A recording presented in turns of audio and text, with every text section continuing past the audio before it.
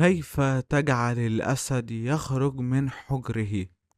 عبث ثقافة الوك وشغل اليسار بتاع هوليوود شغال كتير ما بين السنتين اللي فاتوا، لدرجة إنها شبه فقدت الشغف في أي محتوى سينمائي كان بينزل في السنتين اللي فاتوا.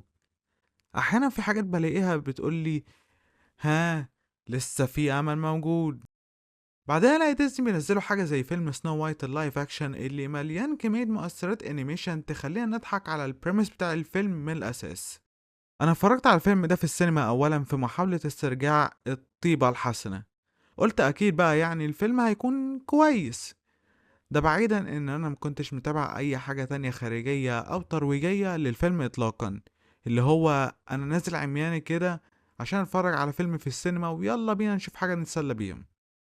الانطباع الاولي كان بيقول انه فيلم مسلي بس متوسط جدا. تمثيل بعض الشخصيات يعني كان سيء جدا، لكنه ما كانش فيلم زبالة للدرجة دي. بعدها بيومين قريت شوية عن الفيلم وازاي اتروج، المشاكل اللي في الفيلم، الخ الخ الخ، وطلع عندنا كوكتيل مصائب هائل جدا جدا، لمجرد ان ديزني ما عملوش حاجة بسيطة جدا: نمسك الفيلم اللي اتعمل من 100 سنة ونعملها تاني.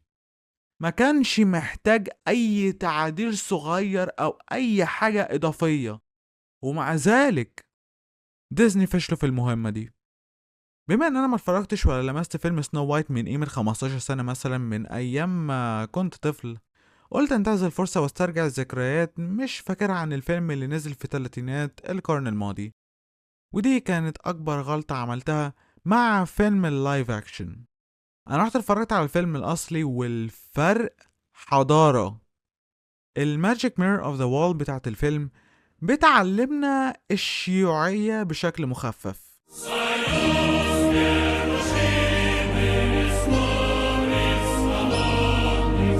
بعيدا عن ذلك، سنو وايت في النسخة الأصلية أميرة بكل معاني الأنوثة الرائعة، صوت خافت جميل جدا مع خلفيات رائعة عن الحب وقصة تضحية جميلة.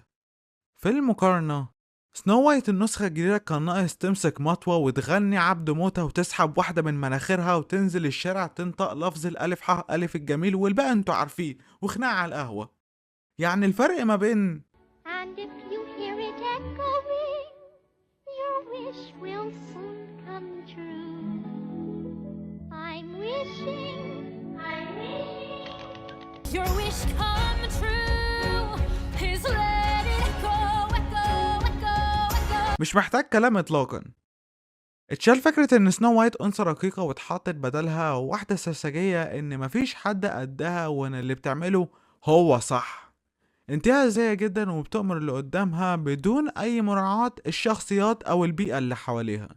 تفادانا كل معادن الإنسانية الجميلة اللي كانت موجودة في النسخة الأصلية عشان نسخة روشة تتماشى مع فكر هوليوود وشباب اليسارجية الجميل. الفيلم واخد انطباع عديم العاطفية وكل قواعد الفن والإنسانية والسينمائية الرائعة اللي تواجدت في الفيلم الأصلي، عشان يطلع لنا واحدة جيرل باس ما بتسمعش كلام حد غير نفسها ودايما صح في كل حاجة ومفيش حد يقف قصادها. عينيا بيتماشى مع الفكر الشيوعي الملكي اللي خلى فيلم لطيف جميل زي ده يفقد حس السحر والرومانسية، عشان احنا في عصر دلوقتي بيحترم التنوع الجنسي والى ما اخره طبعا. وطبعا بقى لو هنبص على رومانسية الفيلمين، ففي اختلاف شاسع جدا ما بينهم. ما اقدرش احدد بالظبط فين الاختلاف، بس في حاجة رائعة كده ما بين انك تحول امير لحرامي عشان تقول ان في تطور قصدي في تطور اجتماعي كبير حصل في المية سنة اللي فاتوا. امال ايه؟ فيلم فاشل في تبني قصته البسيطة عشان خاطر احنا اتطورنا جدا ووصلنا ل 2025، بس مش ملاحظ الغلطة اللي عملها في التنوع الجنسي اللي الفيلم يقال انه متبني عليه. احنا طبعا بنتكلم عن عدم تعيين ناس قصيرة تمثل الأقزام واكتفوا انهم يستخدموا مؤثرات وانيميشن، يدي انطباع انه فيلم كذاب ومنافق لأساسياته. ولما أساسياته منهارة، ايه اللي يخليني اتفرج عليه؟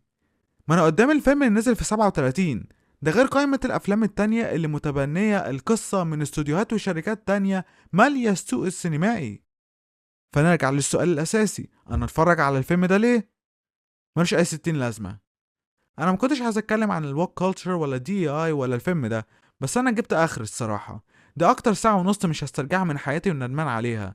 بس بجد بجد يعني ما انصحش حد يقرب من الفيلم ده، حتى لو موجود على موقع مضروب ومقرصن.